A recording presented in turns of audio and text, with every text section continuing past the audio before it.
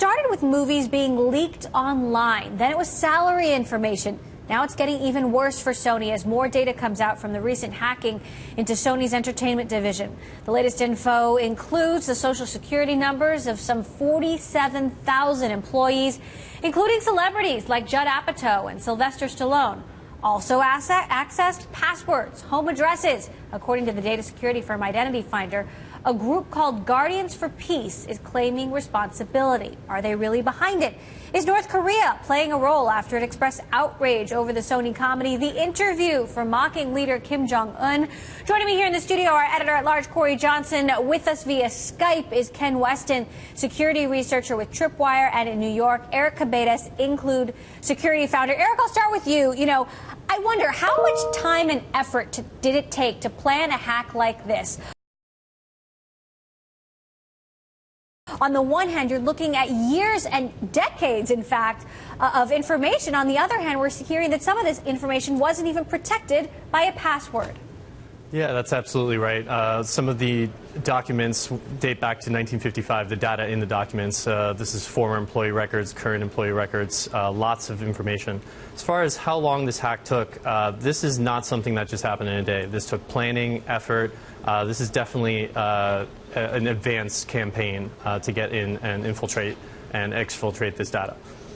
And Ken, we're learning more about the nature of the attacks and some parallels to attacks on South Korea. Do you have a better idea who you think is behind this? Is it North Korea? So there's a lot of indicators, a lot of media speculation regarding the North Korea connection. So far, the only thing we have really is that there's a motive and that there was some Korean language in some of the code. But I wouldn't say that that's definitive proof that that North Korea was involved, particularly given the scope of the attack. Usually, when you're looking at cyber espionage, it's more about being stealthy, and this is anything but. This was actually looking to cause damage and embarrassment to Sony. Eric, what would the time that it took to create this attack tell us about who did it and tell us about how to protect global businesses from this in the future? So I'll start with the middle question, the who did it. I completely agree with Ken. It's too early right now, and Sony's not releasing any information from what their internal investigators are finding, which is a little unusual in a crisis communications point of view from this situation. So all the circumstantial evidence is pointing to North Korea, but with these sort of cyber attacks, it really takes a lot of in-depth effort to uncover any sort of real attribution. What can enterprises do to stop this kind of thing? Honestly, this is a very difficult thing to protect against. If you have a nation state, if it is a nation state going against you, that's just the current state of internet security. But what makes that so much harder than Russian hackers that are backed by millions of dollars stolen in the process of doing these things? What makes it so much harder if it's a nation state, particularly one with such crummy infrastructure like North Korea, if that's the case? So when you have criminal hacker groups, they just have a couple people trying to find attacks and do operational level attacks. When you have a nation state, you have hundreds of people doing research and development, creating malware for advanced campaigns, operators. So that's things that Western countries and Russia and China can do, and possibly even North Korea, versus a criminal enterprise or some hacking group like Anonymous. They're not that advanced. They're not that organized. Now, Ken, we're just getting new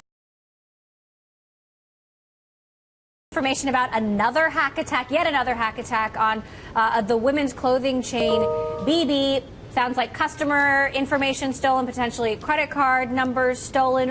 What is going on here? Why can't we stop this from happening?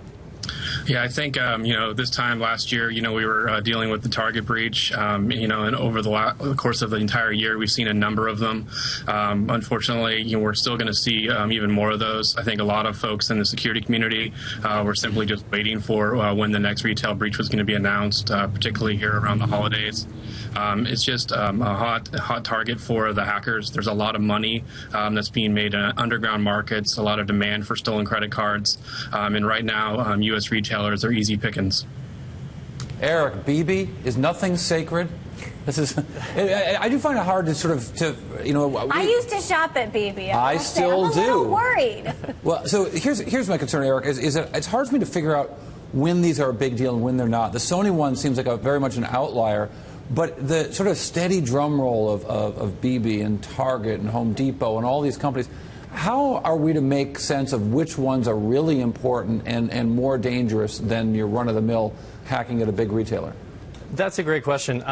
Consumers are becoming desensitized to these breaches, and it's just standard practice now. I know some of my friends have gotten multiple notices from retailers stating, hey, we've been breached and all your credit card data is stolen. So how do you know when it's really bad versus kind of bad? It's hard to say. You have to rely completely on the enterprise to divulge that information to you. And if it's just a credit card number or all your personally identifiable information have been taken, so maybe a mortgage company might have more information than just a retailer. So just it's kind of based on what kind of data they have on you. One more question, Ken. I'll throw this out to you. As we're doing our online holiday shopping, is there anything specific that we should be doing differently? When I'm, going through a transaction and they ask if I want to save my credit card information, I always say no. But is there anything else that I can do? Yeah, I think that the best thing to do is be vigilant with regards to your credit card statements. Really monitor any transactions. Even a small transaction like a dollar that looks suspicious, you want to investigate that because usually that could be a sign of larger charges that will be made by the criminal enterprise. So pay attention to that and be careful of where you're using your card, what retailers you're using. Usually, sites like Amazon, they're pretty trustworthy. They're going to have proper security in place. But some of the smaller mom and pop type shops, they may not have the security controls in place to protect your data. With all these hack attacks, Amazon still hasn't come up. They must be doing something right there. Well, it shows you how much they spent. I saw that earlier in the week. The money they spend in infrastructure on every level of business is so amazing. Right. They don't spend it on the people there. They don't spend it on anything else, but they spend it on their infrastructure, certainly. Well, looks like they've got it figured out, at least for now. Okay, Tripwire security analyst Ken Westin, Include Security founder Eric Cabeda.